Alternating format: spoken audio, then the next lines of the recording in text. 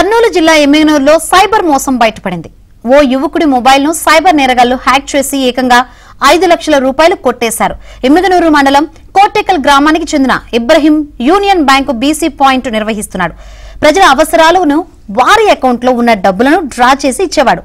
దానికోసం తన అకౌంట్ లో బ్యాంకుకు సంబంధించిన 5 లక్షల రూపాయలు ఉన్నాయని బాధితుడు తెలిపాడు. అయితే రాజస్థాన్ కు చెందిన ఓ వ్యక్తి తన మొబైల్ హ్యాక్ చేసి 3 దఫాలుగా 5 లక్షలు కొట్టేశాడని ఎమ్మిగనూరు పట్టణ పోలీసులకు ఫిర్యాదు చేశాడు.